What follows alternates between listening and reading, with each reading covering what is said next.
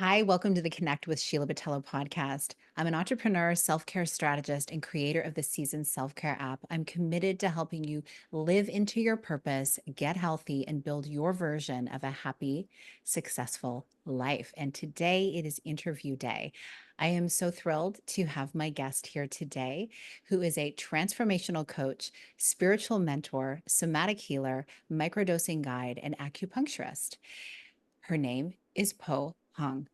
And with a background in finance, real estate investing, and over 20 years as an entrepreneur, she really understands the pressures and challenges that her clients face. Like many of them, she once believed that fulfillment came from constant achievement until she realized that this approach actually blocked her from the inner peace, freedom, and intimacy that she most craved.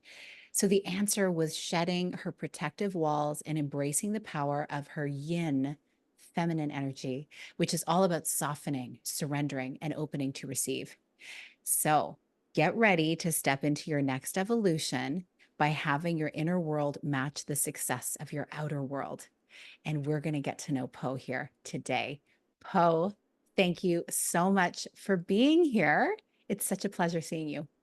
Thank you for having me. Yes, I'm excited to have this conversation and see how it all unfolds. Oh, our conversations always unfold in magical ways, I find. And so I've noticed, like from our time being meeting in a membership group a number of years ago, I've witnessed you on this journey of self-discovery and transformation, even at this element, like this time in your business. And so I would love for you to share a bit about where you started and what led you to dedicate your life to helping others find more peace and alignment. Well, it started actually when I was a child because I knew that without knowing the word healer or energy, I knew that that was a big part of who I was. And intuition and psychic abilities, they were all part of my way of moving through life since I was young. So that was always in me innately, and I cultivated it with practice, right? Like over the years. But also, I had many traumas as a young person. And so I was immersed into deep healing. And at first suffering, right? Like it was a couple of decades of a lot of suffering. And so I personally had a journey of what I guide my clients through. And not everybody is at the depths of suffering that I experienced, but I have such deep understanding and compassion and strategy, for how to move through it because I consider myself a practical mystic. I'm very grounded and practical, efficient, and I like being effective, but I also am very connected to energy and all those parts that are connected to the unseen realm. So my own personal experience brought me here, but also, my studies around being an acupuncturist and working with patients. And, you mentioned in the bio, I came from finance and real estate. So I really bring every aspect of every career that I've had into my work. I find that that's always part of it. Like I was a dog trainer and dog walker when I was in my 20s, and I even bring what I learned as a dog trainer into my work now. So there's so many pieces, and I'm happy to go deeper into some of them. But I always knew that I was called to support other powerful women that really desperately want to be connected to their body, because that's really the type of woman that is attracted to me. They're very much in their heads and they feel disconnected and they want more intimacy. They want to feel fully expressed. They want to find that flow in their life. Yeah, I'd love for you to go deeper on that piece because in your work, you really guide women through deeply transformative experiences. So, talk to what some of the common shifts are that you see when they start to connect more deeply with themselves. What are the manifestations? Yeah, so we always begin with creating space because I find that these women are very busy, overworked, or maybe workaholics, or find all the ways to distract themselves. So, one of my favorite and most potent tools is the 1% rule. And I know people have heard this in many different ways, but I find that the women that have gone to all the coaches and therapists and programs that haven't had the success or results that they desire, it's because they're hard on themselves. They're perfectionists, right? And a lot of times people who are attracted to me also people pleasers. These are all things that I have worked through and continue to work on. And so the 1% rule is so powerful because it brings this practice of being deeply compassionate and Mhm. kind to yourself, not only in your mind, but like this expectation of, oh, I should have been here by this time. And the magical piece of this rule and this practice is that the slower you go, the more compassionate you are, the faster you arrive to actually where you want to be. And that has been what I have seen with my clients. So, they get into flow. They're like, oh my gosh, like one of my clients right now, she's the first time in her life, and she's probably around 60. She said, I haven't felt in flow since I was a little girl. So it's been decades. And so this is what's possible when we create space and create boundaries and do the somatic work and use our voice to ask for what we need. It's all holistic, but so much is possible to shift when we're kind to ourselves. Oh, yes. And so what does that 1% like represent then? It represents like it's good enough, Gotcha. right? It's good enough because they're so hard on themselves saying like, oh, it's black and white. I need to go to from 0 to 100 or I need to be the good girl, the good student, and I need to show up 100% all the time. And I say, no, you don't. What about if you just showed up 1% more today or opened up your heart 1% more to love, right? It's not this all or nothing. There's a whole spectrum. There's a whole spectrum, and if you can just lean into the 1%, it's cumulative, right? There's a compounding effect, just like with interest. Talking about my finance background, right? There's a compounding effect. A little bit every day, or if you are engaged in a practice for 1 minute at a time, versus saying, "Oh, I can't do that practice because I have to dedicate an hour or 30 minutes." And I work with a lot of moms that are busy, and so can we put those expectations on the shelf and say, okay, I'm just going to do this practice for 1 minute and that's good enough. And not only is it good enough, it will make a huge shift in my life. Yes, I 100% agree to the 1%. Just doing that little bit more. It's like a titrated type of improvement over time. I love it. And so, for so many women, success does seem to come through burnout. It's totally the pillar of my work that I experience and work with women through so often. So, how do you help them recognize when they've reached that point? And what are some ways they can start to heal while still moving forward in their business? Like the 1% rule definitely speaks to that.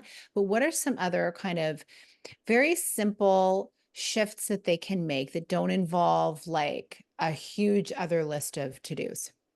Oh my gosh. So the first thing that pops in my head is boundary work. So this is like a big part of my work too, because to me, the way I teach it, it's not about logic and what's right or wrong necessarily. It's about what is your body asking for? What is the wisdom of your body trying to say? And are you listening to it? And so when women hit burnout, there's probably been many years or months, decades perhaps, where they have been ignoring their body and their needs.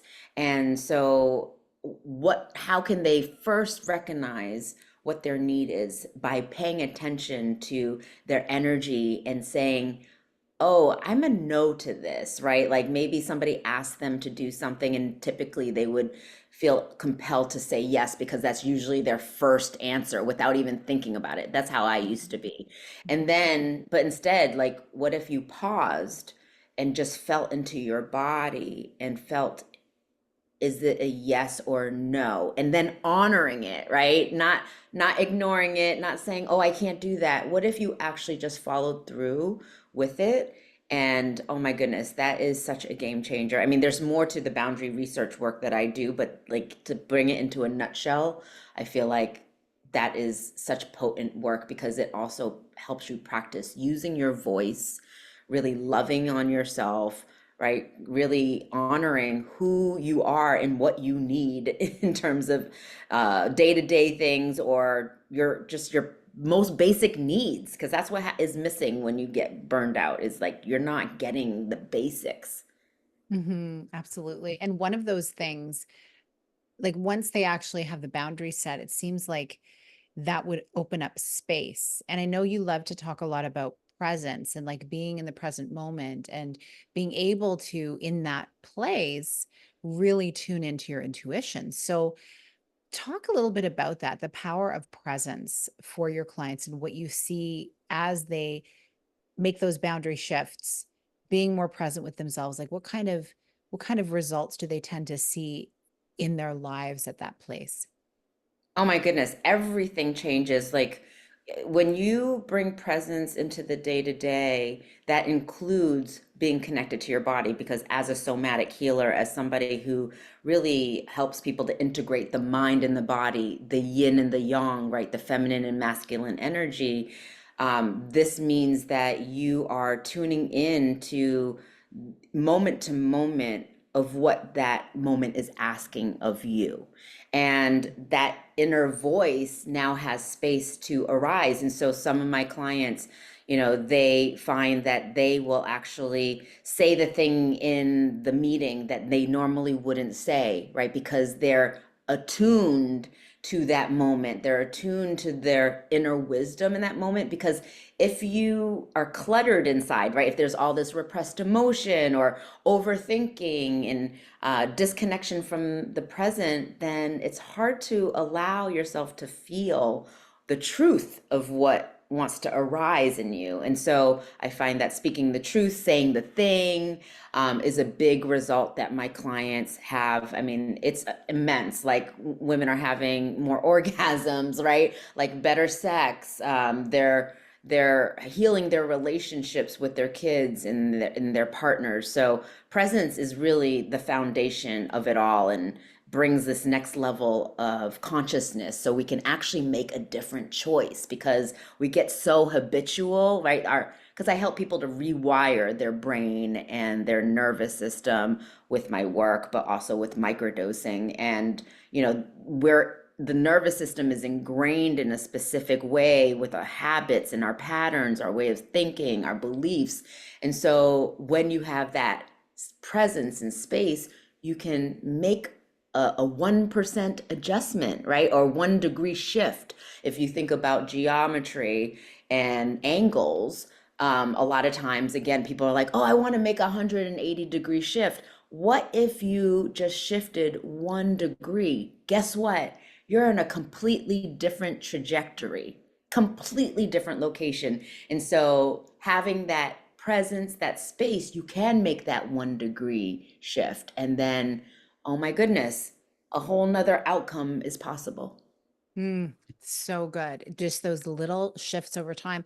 And though, as they're working with you, how do you find the openness they have? Like as they're moving through the process and you're saying, try this, how much resistance tends to come up as they're saying, okay, for instance, like you talk about helping women work from more of a place of flow rather than force. And so I can imagine what those conversations are like because I get them on my end too. It's like, how is that even possible? Like, less I do, more money I make. How how is that? How does that work? So what do you walk them through to kind of get them to visualize and imagine what could be? And then maybe talk about the second step of that, which is some of the specific somatics and practices you have them go through when they're working with you. Yeah, so I at the beginning just inundate them with so much transmission of it doesn't have to be the way you've done it in the past. Like, let's open up our minds to another pathway.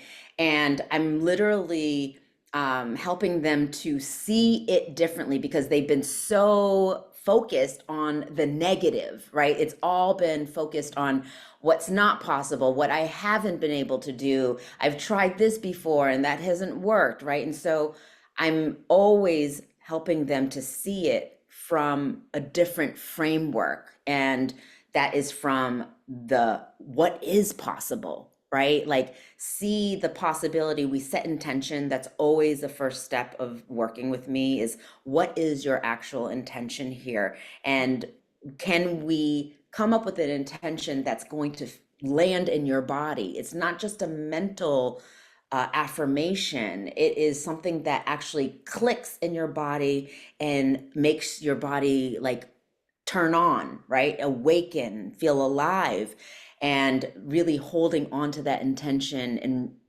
and doing the practices that are going to keep bringing them back to it. So that's the first step. And then Mhm. we always do the work of, okay, mental fierceness. That's part of one of the processes I take people through is we're going to cultivate your mental fierceness because our brains are so wired again to see the negative. And how can you create a different relationship with your ego and your mind? And so this is where my dog training came in play because I realized that, oh, when I train a dog, they actually want boundaries. They need boundaries in order for them to feel happy and good and calm and safe, right? And so it's the same thing with my ego. Can I hold boundaries and hold space and befriend it in a way that I can have a relationship and not get sucked into those stories and, negative thinking? Instead, I'm like, okay, I see you and I'm a no to that story. And so a lot of times the boundary work isn't only about life and like people asking you for things, it's boundaries with yourself because we're Yeah. right. And so, yeah, so creating that kind of awareness and presence, you can start to notice those moments when, oh, I'm totally crossing my own boundary. And so when we cultivate that mental fierceness, then what I teach them is the mind is actually a powerful tool, but we use it to put our attention on something. What do we want to put our attention on? That's what we use our mind for. And so in the somatic practices, we get to say, okay, I'm spinning out here, I'm overthinking or whatever I'm doing in my head, and it's actually causing suffering. Okay, I know this pattern. Instead, I'm going to use my mind and redirect my attention from all the spinning out and actually making it worse. And I'm going to bring my attention into my body. And I'm going to feel what sensations I'm feeling right now. And it might be like my heart is pounding, or I feel tightness in my chest, or heat in my stomach, or it could be a headache, right? So those are all sensations. And that practice in itself, my client literally yesterday said that her anxiety has gone uh, in half because of this practice. That's incredible. I think a lot of it comes down to, like you say, when we get present and when we actually turn our attention to ourselves as opposed to all of the outside demands and the other people. Because, as we were mentioning earlier, the boundary, the people pleasing, like it's very popular with many people, particularly women. And so turning the focus on yourself in a really beautiful, safe space where you can actually let your own guard down, it's pretty incredible what comes up. And so this is amazing. I'm sure it's like they must say to you that they maybe didn't realize that there was anxiety there, that they couldn't name it. Like, do you find like the power in naming it also helps them to relieve it?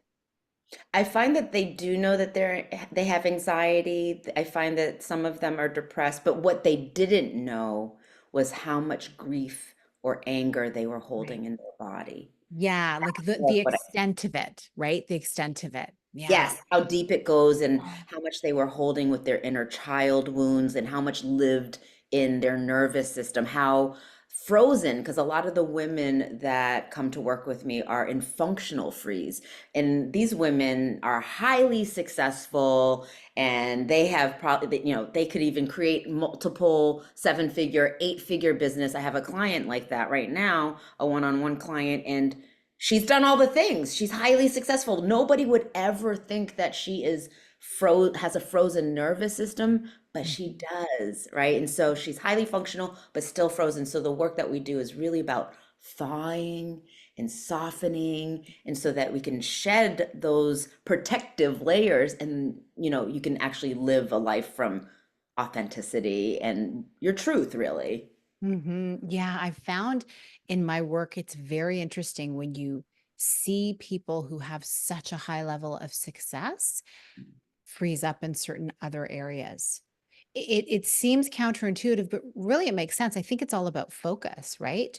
Where you're focusing your energy um, for years and years. Yeah, eventually that's all going to really work. But then there's other parts of our life that often it becomes more difficult to make decisions around. And sometimes it is that like that other whole other level of what our life could look like because we've bought into what it's supposed to look like or, something that's been modeled for us. So I love that you're walking people through that. And now to touch base on the microdosing that you've done, like in recent years, I have definitely been seeing a lot of discussion around microdosing and its potential benefits. And I would love to know, like, how do you see practices like these complementing the more traditional forms of self-care for women and the coaching that you do so that they're able to step into like their next level of business growth or their next level of relationship intimacy using this type of guidance?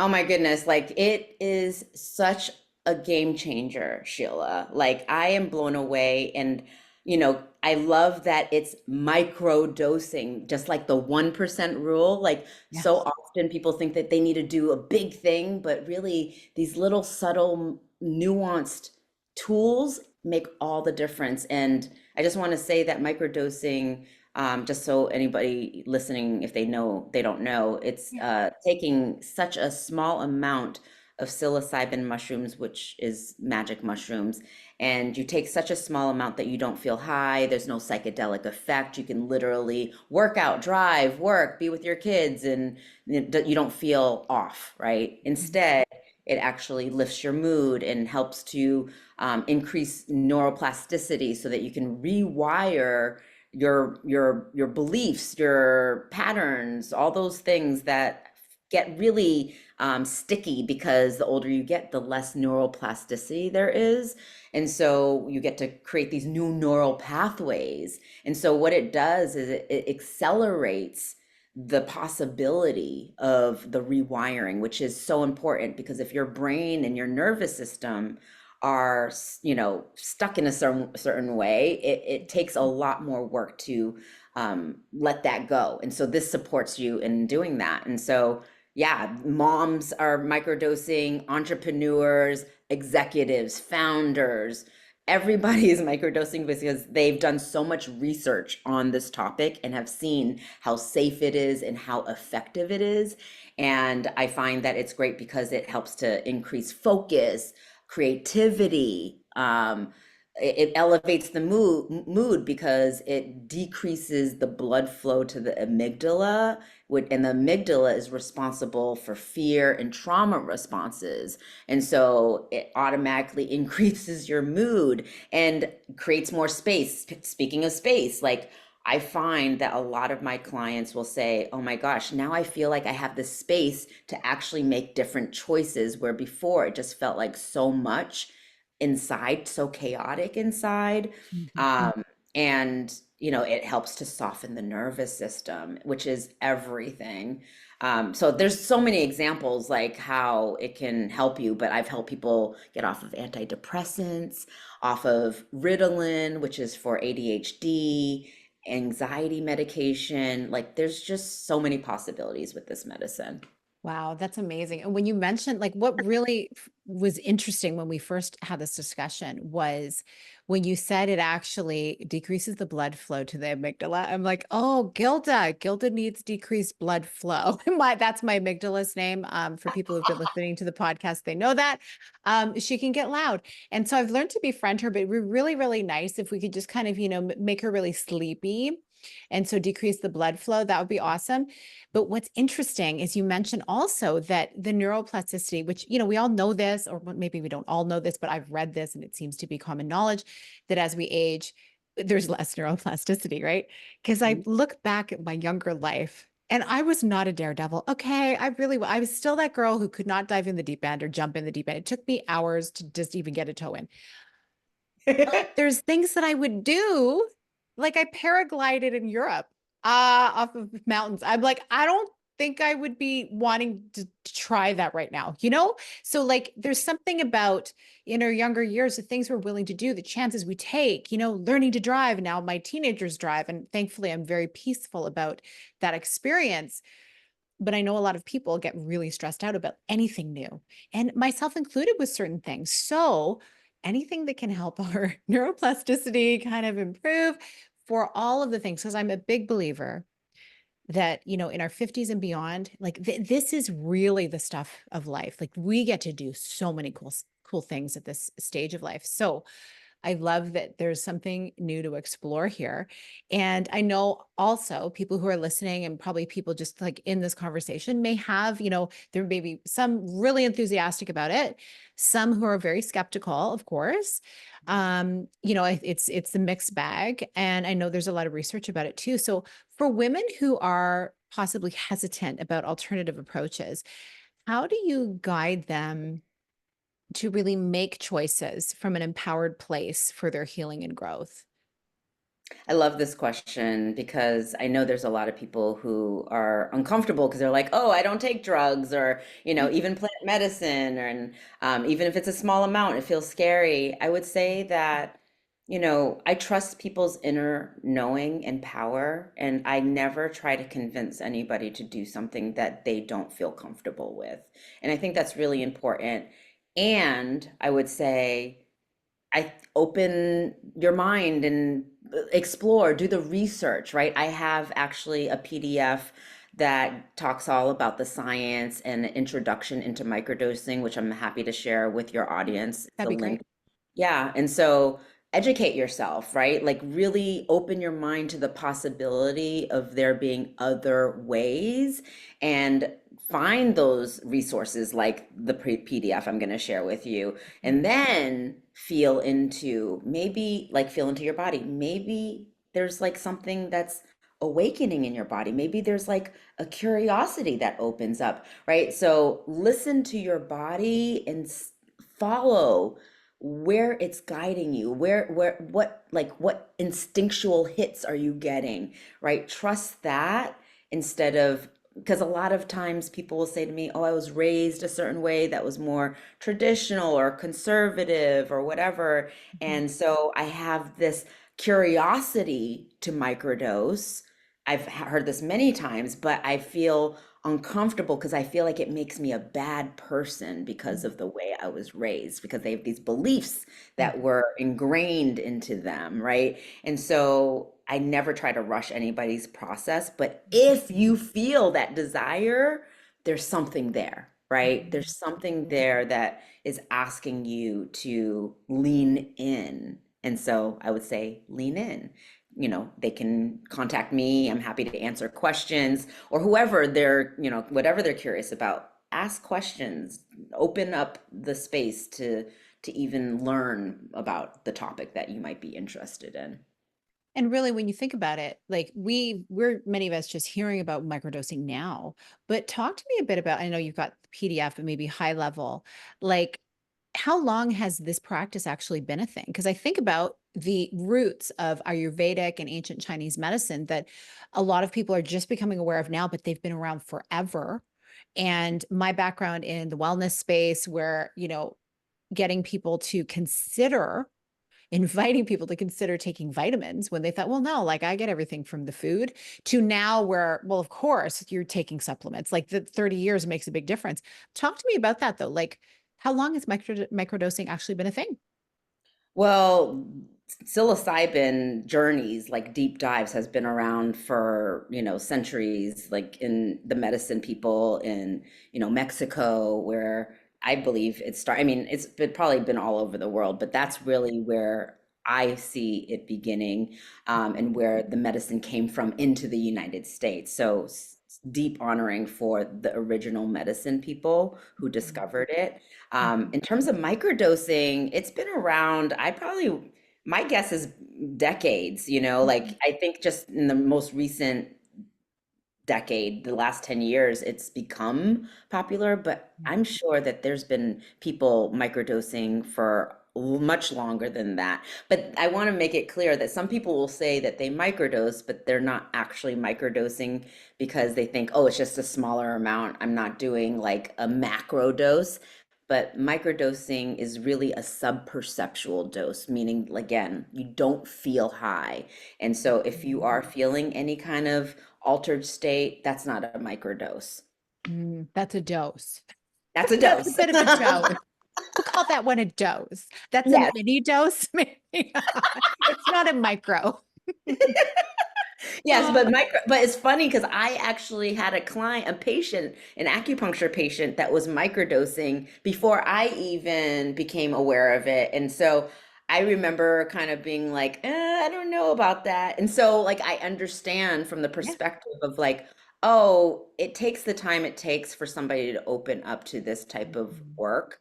And I just love the fact that there's so much research, like in Hopkins, like the best hospitals and universities around the world are studying this and have been studying it. And it Mhm. has been like the results are just like amazing. Well, and I love that. It's been around for a while. An offshoot from a practice that is centuries old. And it is it is something that there is so much research about, whereas people will often, maybe not people listening to this podcast because I feel they're more holistic in nature, but perhaps, you are watching TV, if people watch TV anymore, seeing a YouTube ad, okay? And seeing like a pharmaceutical commercial and like, oh, I should try that. I should ask my doctor. My doctor will give it to me. So that means it's okay. Well, let's just think about this, right? Plant medicine, though, like it's plant medicine. It's like age old, it's part of the ethos and the ecosystem. And so it's not just manufactured like last year with no like research that's only been maybe funded by the pharmaceutical company and really time tested, as always, is my favorite kind of research. Yes, we all have to start somewhere, but when it comes to our well-being and our health, I love seeing long-term studies, just like my nutritional studies that I studied when I was in nutrition school. Like some of them date back to there's one that like all the way back to the 40s. And it's just really you cannot argue the results, right? So that's I really wanted to point that out and that's why I wanted to invite this into our conversation as well because I know you specialize in so many different like you help in so many different areas and you have so much experience over the years. But this is really interesting because I've not had someone on the podcast yet to discuss such a thing. So I'm so glad it's you, Poe. And I guess my last question about that then would be, you know, based on your work really being both spiritual and practical, which is like the best of both worlds. How do you guide someone who's just beginning? Like they've just disconnected, like they're on the matrix, right? They just took, I don't know, which the blue pill, the red pill, I don't know. And they've been on the treadmill in their life. Maybe they're stepping out of corporate space into entrepreneurial space. Maybe they just realize they want to do corporate life differently.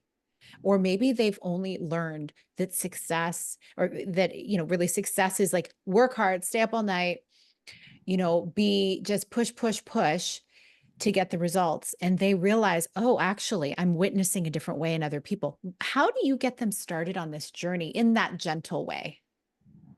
Oh my goodness. Well, first they have to decide that they actually want it, Mm, because if, like for me, if somebody doesn't have that desire in mm, them mhm, to commit to themselves, then it's really hard to do anything after that, right? So I guess the first thing I would do is ask them, like, are you committed? And are you committed to you? Because so mhm, many of the women I work with, they have been overgivers, people pleasers, the rescuers, fixers, savers, right? Like just or martyrs. Like, are Mm.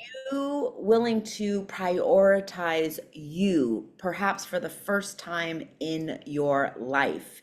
And that can be scary for somebody who has never done that before. And of course, we do it 1% at a time, but that would be where I would begin, is with that question, and see if they have a willingness to do that. And you can usually feel it because they're like, and this is for most people, this was the case for me, like it takes, people are either motivated by inspiration or desperation, Yeah. and usually it's desperation. It's just like that's part of human nature. And some people are able to do it from inspiration, and that's great, but most people don't. And so, are you hitting a certain wall, or having a rock bottom moment, or just in a moment of frustration where you're just like, I'm over this, right? Like, I'm sick of this pattern or whatever is happening in my life. And so, a lot of times, that's usually the moment when they're like, okay, I am willing now to do it differently.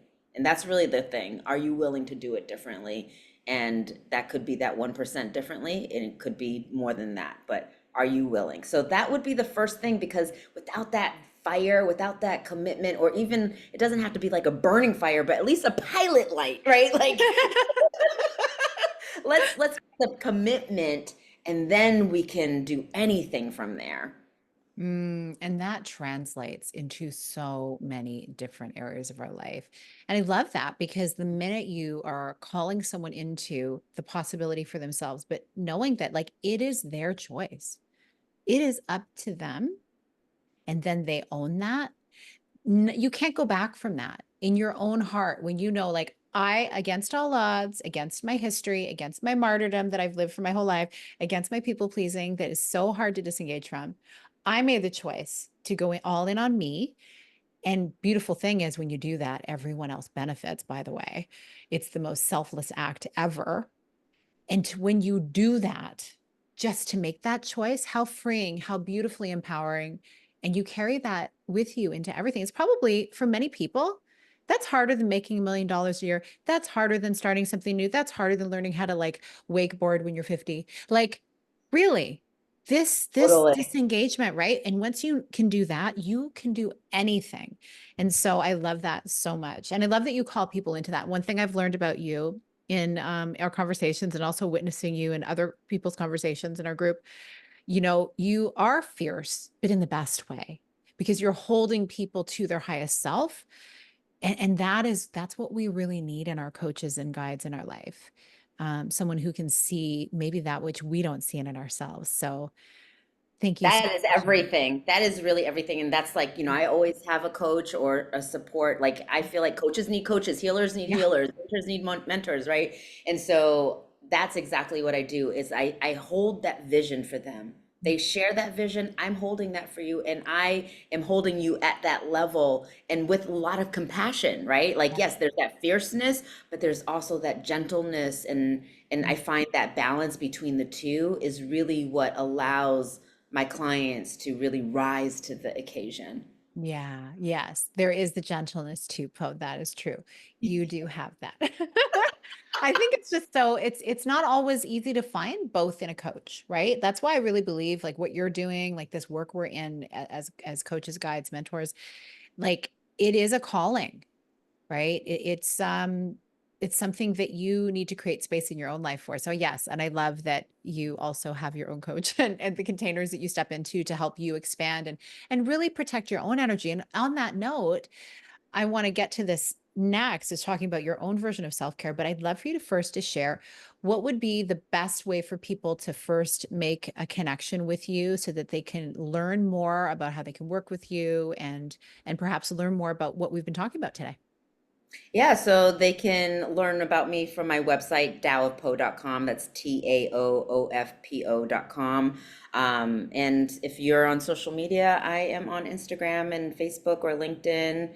I'm not going to dare to spell it out for you, but I'm sure Sheila will have a link for you to Yes, connect. yes, I will. Just look for My name Dallas is Poe. You'll see it on Google, but I will link it absolutely. And we'll link that PDF that you were talking about, that guide that you mentioned, that I think would be so helpful. And so I would love to know, like, other than some of the things you shared, what would you say is one of the most simple foundational things you do every day for your own self-care as you're getting ready to, and then decompressing from holding space for your own clients? Oh my gosh. Let me see, because there's many things that, and sometimes it fluctuates day Yeah. to day. Right Um, now in this season, and knowing that you're in Miami, hello, I'm thinking ocean and beach. But anyway, tell me, like, what's lighting you up the most? The ocean for sure. Like I am an ocean person. I need that time to cleanse and to be in mama energy, right? The ocean energy. But on a small level every day, sunlight. Yeah. Light, just like on a very basic, like nurturing level. I need to be in nature. I need to smell the fresh air. I need to have some vitamin D. I need to look at the green trees. I need to put my feet on the earth, right? My bare feet. Mm. So I feel like so often, especially since the pandemic, so many people have been on the computer so often, right? And like have been in house all the time and sometimes forget to go outside. And Yeah. so I was like, go outside and just be, and don't have any AirPods on, right? Like just be and connect with people, be in the flow of just that present moment, and magic happens. Yes. And I'm coming to you live standing on my grounding mat, having just got some new grounding bed sheets. But my most favorite place is to be lying on the grass under my oak tree. I talk about it all the time on this podcast. There's nothing like it. And that's when the divine downloads come, when I'm disconnected from all of the tech and from everyone's demands, and I'm tuned into the universe, nature. Yes, It's the best ever. the And best. yeah, so I love it. Oh, so good. This has been such a pleasure, Poe. Thank you so much for being here. Oh my goodness, I loved this conversation. Thank you for inviting me. I hope that your audience, your listeners receive something from our conversation today, and I would love to connect with them. So if you're, reach out, ask questions, I'm around.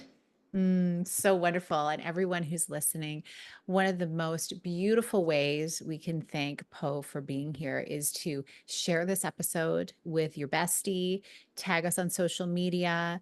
We love hearing what you think. Like, how does this land for you? And is this the type of topic you'd like to dive more into as well? And if so, definitely go to the show notes. You'll see the link. Or if you're watching this on YouTube, you'll see the link below in the description of how to reach Poe.